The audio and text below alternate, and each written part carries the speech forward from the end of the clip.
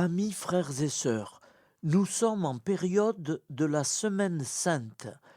Je vous propose jusqu'à vendredi, chaque jour, d'écouter la Passion de Jésus-Christ. C'est un montage que j'ai fait proprement, bien enregistré, et nous avons le devoir de l'écouter chaque jour. En ce temps-là, après le repas, Jésus sortit avec ses disciples et traversa le torrent du Cédron. Il y avait là un jardin dans lequel il entra avec ses disciples. Judas, qui le livrait, connaissait l'endroit lui aussi, car Jésus et ses disciples s'y étaient souvent réunis. Jésus, avec un détachement de soldats, ainsi que des grands envoyés par les grands prêtres et les pharisiens, arrive à cet endroit. Ils avaient des lanternes, des torches et des armes. Alors Jésus, sachant tout ce qui lui arrivait, s'avança et leur dit : « Qui cherchez-vous ? » Ils lui répondirent : « Jésus, le Nazaréen. » Il leur dit : « C'est moi, je le suis. » Judas, qui le livrait, se tenait avec eux. Quand Jésus leur répondit : « C'est moi, je le suis », ils reculèrent et ils tombèrent à terre. Il leur demanda de nouveau : « Qui cherchez-vous ? » Ils dirent : « Jésus, le Nazaréen. » Jésus répondit : « Je vous l'ai dit, c'est moi, je le suis. Si c'est bien moi que vous cherchez, ceux-là, laissez-les partir. » Ainsi s'accomplissait la parole qu'il avait dite : « Je n'ai perdu aucun de ceux qui m'a donné. » Or, Simon-Pierre avait une épée, il la tira, frappa le serviteur du grand prêtre et lui coupa l'oreille droite. Le nom de ce serviteur était Malchus. Jésus dit à Pierre : « Remets ton épée au fourreau. La coupe que m'a donnée le Père, vais-je refuser de la boire ? » Le commandant et les gardes juifs se saisirent de Jésus et le ligotèrent. Ils l'emmenèrent d'abord chez Anne, beau-père de Caïphe, qui était grand prêtre cette année-là. Caïphe était celui qui avait donné aux Juifs ce conseil : il vaut mieux qu'un seul homme meure pour le peuple. Or, Simon-Pierre, ainsi qu'un autre disciple, suivait Jésus. Comme ce disciple était connu du grand prêtre, il entra avec Jésus dans le palais du grand prêtre. Pierre se tenait près de la porte, dehors. Alors l'autre disciple, celui qui était connu du grand prêtre, sortit, dit un mot à la servante qui gardait la porte, et fit entrer Pierre. Cette jeune servante dit alors à Pierre : « N'es-tu pas, toi aussi, l'un des disciples de cet homme ? » Il répondit : « Non, je ne le suis pas. » Les serviteurs et les gardes se tenaient là. Comme il faisait froid, ils avaient fait un feu de braise pour se réchauffer. Pierre était avec eux, en train de se chauffer. Le grand prêtre interrogea Jésus sur ses disciples et sur son enseignement. Jésus répondit : « Moi, j'ai parlé au monde ouvertement. J'ai toujours enseigné à la synagogue et dans le temple, là où tous les Juifs se réunissent, et je n'ai jamais parlé en cachette. Pourquoi m'interroges-tu ? Ce que je leur ai dit, demande-le à ceux qui m'ont entendu. Eux savent ce que j'ai dit. » À ces mots, un des gardes qui était à côté de Jésus lui donna une gifle en disant : « C'est ainsi que tu réponds au grand prêtre ?» Jésus lui répliqua : « Si j'ai mal parlé, montre-moi ce que j'ai dit de mal. Mais si j'ai bien parlé, pourquoi me frappes-tu ? » Anne l'envoya toujours ligoter au grand prêtre Caïphe. Simon-Pierre était donc en train de se chauffer. On lui dit : « N'es-tu pas toi aussi l'un de ses disciples ? » Pierre le nia et dit : « Non, je ne le suis pas. » Un des serviteurs du grand prêtre, parent de celui à qui Pierre avait coupé l'oreille, insista : « Est-ce que moi, je ne t'ai pas vu dans le jardin avec lui ? » Encore une fois, Pierre le nia. Et aussitôt, un coq chanta.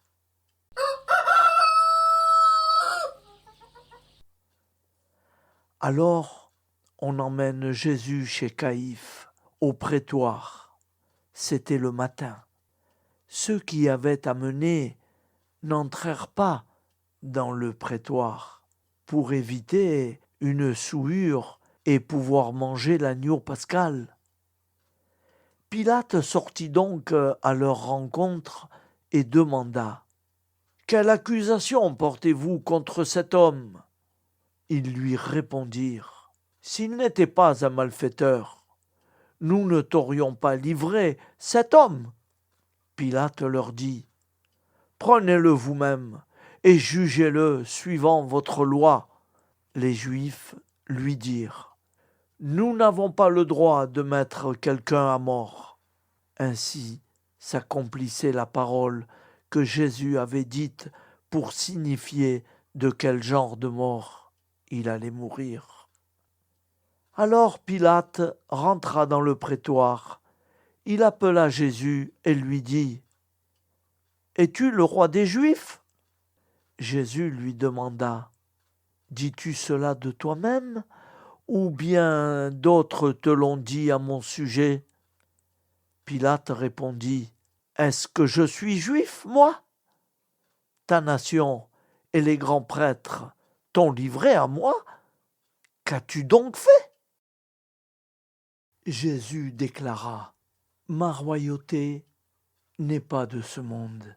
Si ma royauté était de ce monde, j'aurais des gardes qui se seraient battus pour que je ne sois pas livré aux Juifs. En fait, ma royauté n'est pas d'ici. » Pilate lui dit : « Alors, tu es roi ? » Jésus répondit : « C'est toi-même qui dis que je suis roi. Moi, je suis né, je suis venu dans ce monde pour ceci, rendre témoignage à la vérité. Quiconque appartient à la vérité, écoute ma voix. » Pilate lui dit : « Qu'est-ce que la vérité ? » Ayant dit cela, il sortit de nouveau à la rencontre des Juifs, et il leur déclara : « Moi, je ne trouve en lui aucun motif de condamnation. Mais chez vous, c'est la coutume que je vous relâche quelqu'un pour la Pâque. Voulez-vous donc que je vous relâche le roi des Juifs ? » Alors ils répliquèrent en criant : « Pas lui, mais Barabbas !» Or, ce Barabbas était un bandit.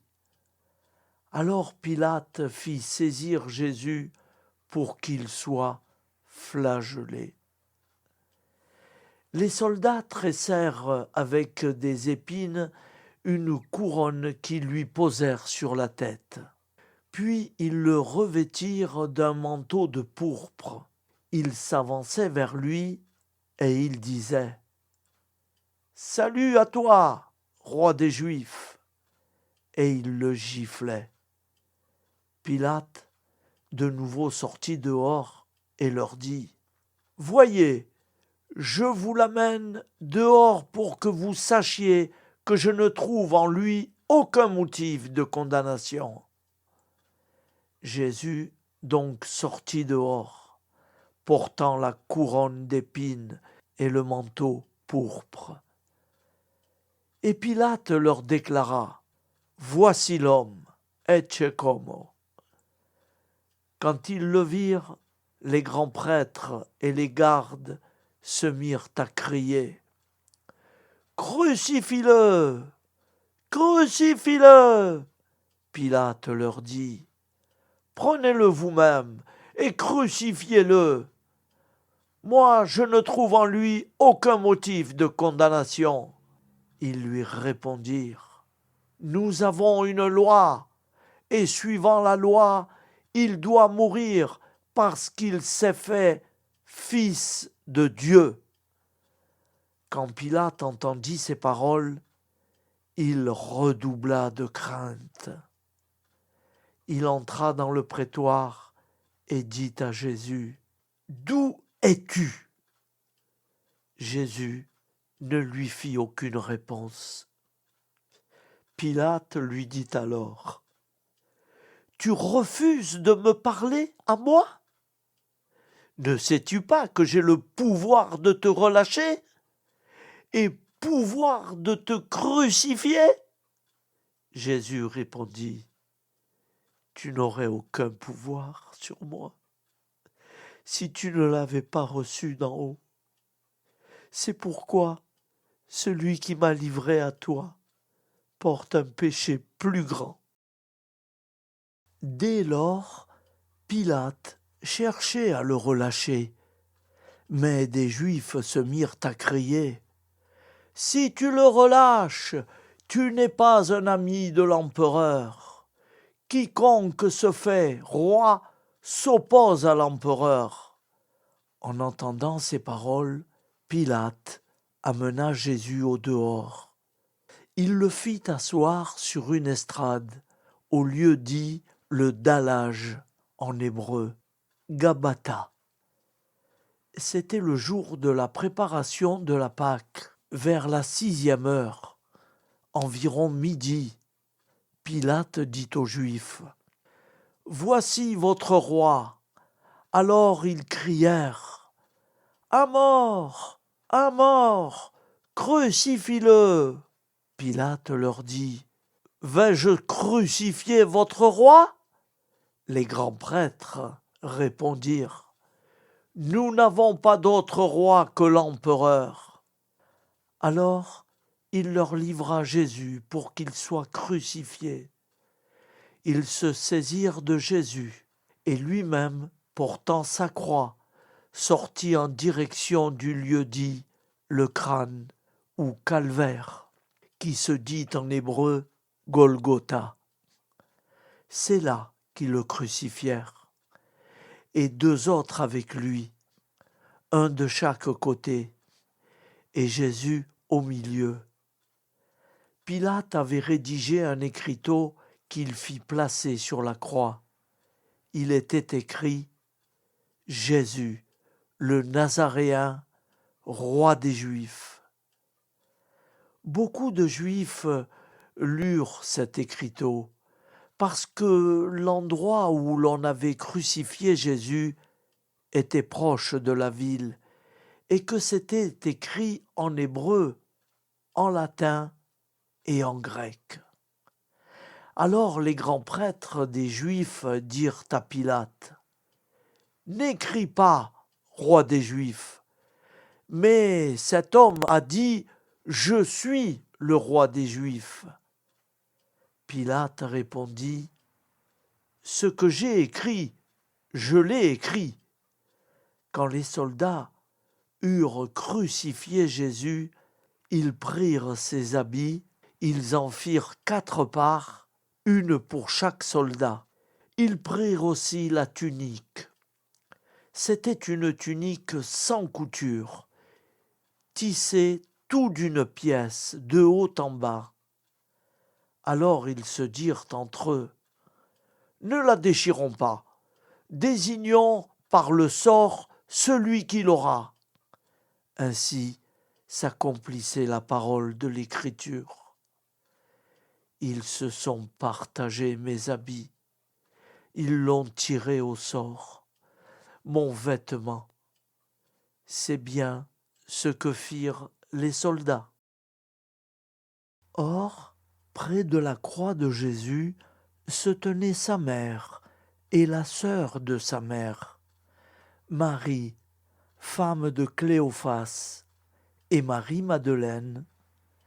Jésus, voyant sa mère et près d'elle le disciple qu'il aimait, dit à sa mère, « Femme, voici ton fils. » Puis il dit au disciple, « Voici ta mère. » Et à partir de cette heure-là, le disciple l'a pris chez lui.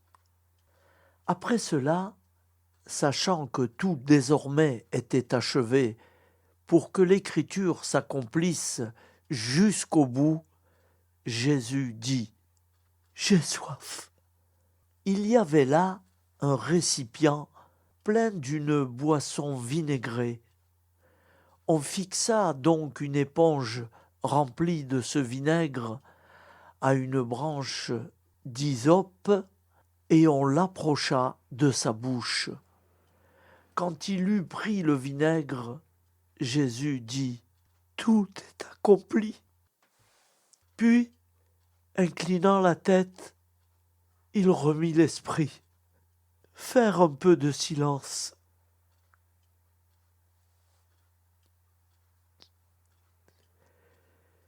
Comme c'était le jour de la préparation, c'est-à-dire le vendredi, il ne fallait pas laisser les corps en croix durant le sabbat, d'autant plus que ce sabbat était le grand jour de la Pâque.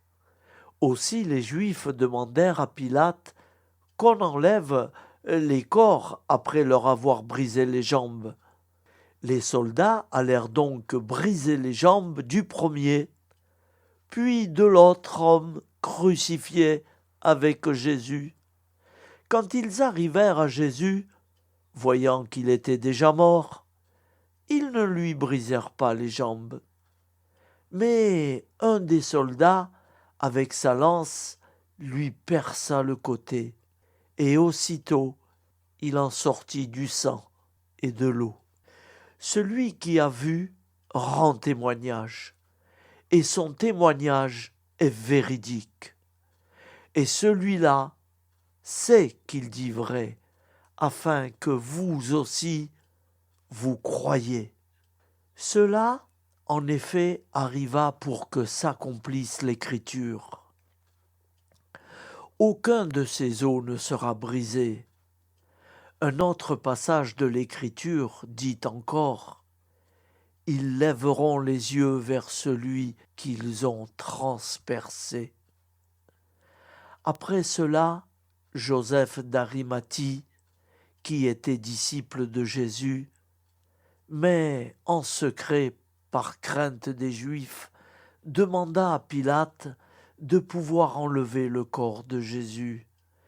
Et Pilate le permit. Joseph vint donc enlever le corps de Jésus. Nicodème, celui qui, au début, était venu trouver Jésus pendant la nuit, vint lui aussi. Il apportait un mélange de myrrhe et d'aloès, pesant environ 100 livres. Ils prirent donc le corps de Jésus, qu'ils lièrent de linge, en employant les aromates selon la coutume juive, d'ensevelir les morts. À l'endroit où Jésus avait été crucifié, il y avait un jardin, et, dans ce jardin, un tombeau neuf, dans lequel on n'avait encore déposé personne, à cause de la préparation de la Pâque juive. Et comme ce tombeau était proche, c'est là qu'ils déposèrent Jésus. Acclamons la parole de Dieu. Louange à toi, Seigneur Jésus. Au nom du Père et du Fils et du Saint-Esprit. Amen. Notre Père, qui es aux cieux, que ton nom soit sanctifié, que ton règne vienne, que ta volonté soit faite sur la terre comme au ciel. Donne-nous aujourd'hui notre pain quotidien. Pardonne-nous nos offenses, comme nous pardonnons aussi à ceux qui nous ont offensés. Et ne nous laisse pas entrer en tentation, mais délivre-nous du mal. Car c'est à toi qu'appartient le règne, la puissance et la gloire pour les siècles des siècles. Amen. Ô mon Jésus, pardonne-nous nos péchés, préserve-nous du feu de l'enfer, et conduis au ciel toutes les âmes, spécialement celles qui ont le plus besoin de ta très sainte miséricorde. Au nom du Père et du Fils et du Saint-Esprit. Ainsi soit-il.